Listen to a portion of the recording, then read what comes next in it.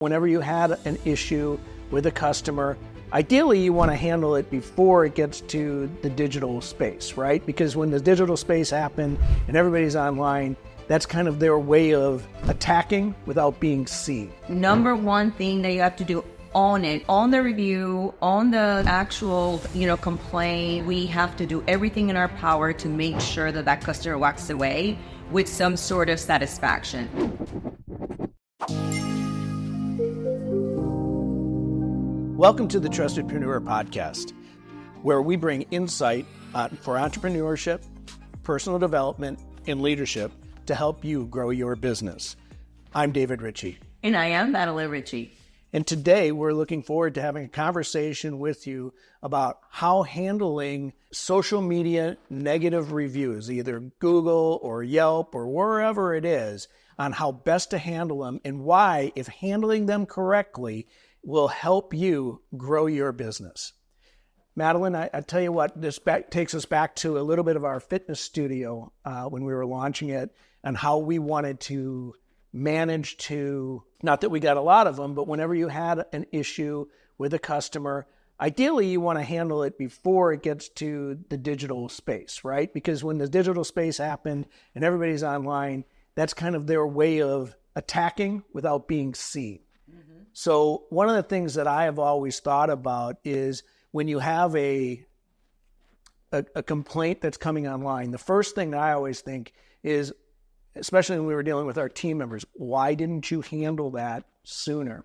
But the other day we were working with one of our franchisees and they picked up the phone and they called us and they said, I need some help. I have a review sitting on my Google reviews. And the first thing we did is we went and looked at it. Tell our audience a little bit about the story that you found out. Yeah, so this was an interesting one because when you're reviewing or responding, if you will, to a customer that's already dissatisfied and they took the Google reviews very serious and they just went at it, here are some of the suggestions that I would make, right? But let me give you an example of this particular one. This particular one was a customer was given some sessions, right? And the sessions were granted by somebody else that was moving away. And unfortunately, they expired, right? Because sessions do expire and you always want to ask, how long before my sessions expired? We want to talk about, the system needs to be altered in the back end, right? So that customer, because sometimes weekends do not, they do count as part of the sessions, right? So you have to kind of do some maneuver in the back end and you have to know that, right? And so what was really interesting about this one, that the customer went and was very satisfied with the service. It wasn't the service that was an issue, which 9 times out of 10 is the service. It was the way and it was handled. Right. The way it was handled, first and foremost, the last session on that particular client was expired. And the studio went ahead and rescheduled that session without adjusting the expiration date on the back. So obviously another team member came in, and this is why I always preach notes. Document every conversation that you have with your client, because if you're not there, somebody needs to be able to come in behind you and see what conversations were had, right? So this particular one, again, was not handled very well from a studio standpoint. The customer just, expressed their frustration, what she would have want to have happened, but it didn't happen. And their response was even worse. Their response was, well, thank you for your perceived perception. Yeah. Perceived perception, right? And then said, it was great taking care of you. Well, here's how I would have handled that. Well, before you go there, right? So a couple of mistakes I heard right off the bat, right? First of all, they weren't engaged at the moment this was happening, because we all know that rating was after the fact, right? And so again, as I said earlier, it's so important to actually at the place of business, or if they're on the phone, or whenever they're starting to escalate a situation, is to slow down and understand that you can solve this generally pretty quickly, have a very satisfied customer, all within the process. Because even if you have to give up a few dollars, the time and energy it's going to take you now to address a complaint, but also the potential risk that that person is now telling other people. So to me, that's the first thing I saw, is it could have been stopped. It could have been stopped before it even happened. Yeah, it does. It costs you reputational risk. It could have been so simple as this. This is how I would have handled that review. Mr. and Mrs. Customer, I am very grateful for your review. I'm going to tell you, it was our fault, right? Own it. Number one thing that you have to do, own it, because in this case, it was the studio dropped the ball, right? And so on the review, on the actual complaint, the customer is not always right, but we do have to get it to a point that we have to do everything in our power to make sure that customer walks away with some sort of satisfaction. And by owning the way it was handled, I think that customer you could have even erased the review. Right. Honestly, because it was all about owning what was said, right? What happened. I would have said, yes, you are absolutely right. Thank you for bringing it to our attention. Is there a way that we can have a conversation and we can fix this? This was, understand that our studio is new, whatever it is, right? But give them something to feel good about it. Right. So I think that, what our audience might need is, and not that they need it, they might enjoy having it, is we actually have kind of a process that we do, right? And so the first thing is obviously handle it before it becomes an issue. But the second is... Handle the pebble. Yeah, handle the pebble. Wait for that book coming out.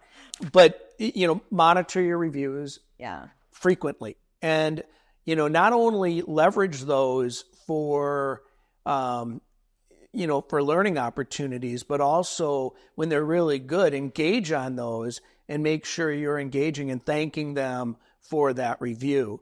Also, if it's a negative, then, be prompt in your response. And the most importantly is being prompt. If you let it sit and fester, there's a lot of bad that can happen with that review, right? Because now they're going to be telling people. And the worst thing is they come back and they say, I can't believe I put this review on there and nobody has gotten back to me, and it's a week, 2 weeks later. Yeah. So it's really important to review your reviews constantly and then respond. Then once you get that customer on the phone or you're engaging them, take the conversation offline. Yes. One of the things that I see a lot of times is when they're having these conversations and it's online. So now everybody's seeing every bit of dirty laundry and drama. And the drama. And then the second worst thing that can happen is now you get people participating in the conversation that weren't involved. So we want to make sure we're taking that conversation offline. And then you said it best, apologize. Yeah. And acknowledge the mistake. And even if it wasn't 100% your mistake, even if it's in the agreement that this is how this is handled, it doesn't matter. Acknowledge it and apologize for it happening, and and this was a key thing that you said, take ownership. So key to take ownership of that process and empower your employees. This is another one. Empower your employees to take care of those situations right on the spot, because you're not always going to be there. Absolutely. And see, that's the other thing, is a lot of times what happens as owners is we're not at the business every day, all day long. Now, you may be, and that's great, but if you take, if you have hours that are 12, 16, 18 hours long in your day, and you're not going to be there 100% of the time. So you have to have confidence and trust that your team is taking care of your customers, because ultimately those customers are the ones that pay us, and the ones that bring up negatives, get people to look at it. I know, Madeline, you do this all the time. First thing you do when you're looking at a new business or a service, you look at the reviews, right? And so did it prevent them from handling it? And then how much better would it be if they responded, right away, they acknowledged the mistake, they took and they came up with they apologized, and then they took ownership. And then the next thing you said, solution. And then that's the next thing I was going to say is then offer a real solution. Listen, in that scenario, I think we both said all you had to do is say, our mistake, I've corrected it, here's your money back, and oh, by the way, here's an extra one just for you for the inconvenience. Well, who's not going to accept that if you handled it correctly and timely? That's right. I mean, reviews need to be handled timely. There's no doubt about it. And it happens. It really does. We are all human, especially when we're trying to learn some sort of system, how to navigate these packages in the back end when we're doing memberships. But the key here is that we own it. We empower our employees to do what they need to do to keep the ball moving, rather than just, let me get back with you. My manager isn't here, or my owner isn't here. That never should be a discussion with a client. Never. It should be transparent, very seamless, if you will, where the client shouldn't have to feel that they have to wait any kind of time to get their situation resolved. Because what ended up happening in this situation was that they lost a sale. They lost the membership sale. Right. And if I remember correctly, and correct me if I'm wrong, in the complaint, it literally said, I was going to buy a membership up until this moment. And to me, I know. Now you didn't just lose the membership. You have a bad review. You have a bad review too. So it's a double whammy, right? And the other thing, and I know this sounds silly that you'd have to actually say this, is it's your business. It's your pride. It's your joy. It's also their pride. It's also their joy of their money being spent. And so it's really critical, even if the consumer isn't, or the client isn't, you must stay professional at all times. Stay calm. Do not raise your voice. Lower the decimals on everything. And when you do that, the client usually believes you actually care. Right. And if you actually are caring and you're listening and you're offering a solution, to your point, you probably can get them to remove it. Absolutely. 9 times out of 10, they want to be heard. They want to be seen. They want a resolution. They don't want to be mean about it. They just want they want a resolution. They just want to be heard. Exactly. So just listen to them. You don't have to do anything other than listen to them and acknowledge the issue. That's it. And if you think about it, it happens in every business. Yeah. There's always someone that wants to complain. It's funny, like in one of our businesses, whenever we get a negative feedback, which we don't get a lot, but when you do, the first thing is like, how could it be us? We don't do that. And it was interesting. The other day, I was telling you about a story at BNN where our client was told something by their client, and I said back to them, I said, give me a little bit to look into it. Mm-hmm. And when I responded back to my client and saying what we have to do, because they were actually echoing what their client was saying. Of course. And I said, we have to remember there's always multiple sides of this conversation. Mm-hmm. Our job as leaders and as business owners is to become the impartial person. Let's talk to the side. Let's talk to the customer. Let's talk to the employee. Let's figure out their two sides of the story. And I promise you that's somewhere in the middle. And and when you go back to both parties from your employee standpoint, from the coaching opportunity, and don't let this go away without having a coaching opportunity. But with your customer and your client, it's really an opportunity to say, This is what I feel happened. I wasn't there, so I can't speak to it exactly. But you'll find more times than not, if you take your time to actually understand what everybody's saying and acknowledge what everybody's saying, they'll find that you're probably closer to the truth of what happened versus the emotion. So I know we always want to protect our employees, and we always want to, well, the client didn't read the contract, or the client didn't do this, or they didn't. Well, there's usually two truths to this, right? And in your scenario, they were lucky enough that the product was able to be transferred to them. I know. At the same point, they probably didn't look at it that way, and we really learn a valuable lesson. So, guys, what we're really saying is complaints and reviews are going to happen. Sometimes they're going to be negative, but most of them are going to be positive. Leverage the positives when you're doing your response. This is really rare. We don't usually get complaints. And if that's true, they'll see it, that doesn't happen on your Google reviews or your Yelp reviews. So they know that's not the norm. And so leverage that when you're going in. But really the most important thing we want you to take away from today is that when you have a negative complaint, address it right away, right? Respond promptly, like we said.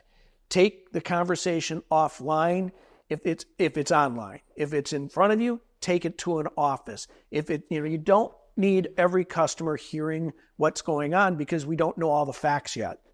Acknowledge and apologize, and then offer a solution. And then just remember, stay professional through all of this.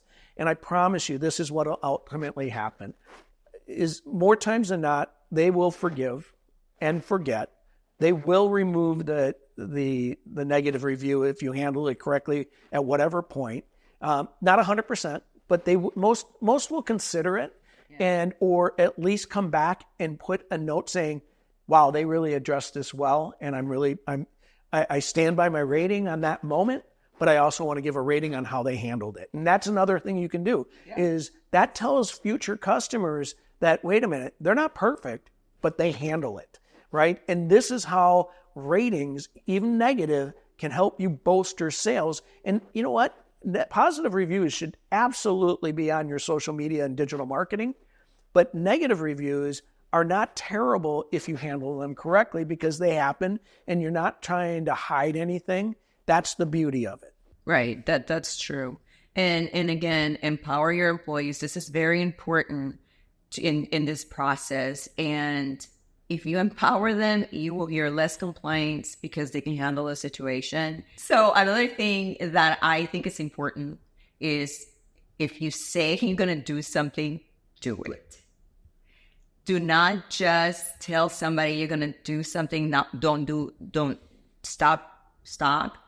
Do it, follow up, and make sure the outcome is what you want it to look like and what you told your client. This is how we keep the back door closed from losing memberships, from bad customer experiences. Because remember, I'll give you an example. Fitness, anybody can get a workout anywhere. But the experience and what you bring to the table and what you can do different for that client that they cannot get anywhere else, it's crucial. So anyway, guys, we want to, again, just reiterate that they do happen, and it's all good, and you will learn from every one of them. And when you learn from some mistakes that happen in your business, I assure you, you will grow. I want to thank everybody for tuning in to today's show.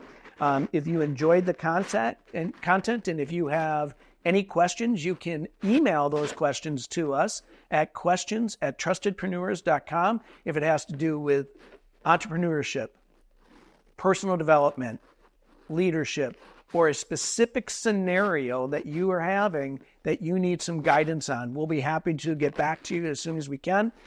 Generally, we respond to emails in less than 24 hours. And if the question's really, really good, it might be right back here on this show. So if you enjoyed the content and you're not a subscriber already, please hit the button and subscribe. If you know anybody that this content might be beneficial to, please refer them. We appreciate referrals more than almost anything. And until the next time, keep growing.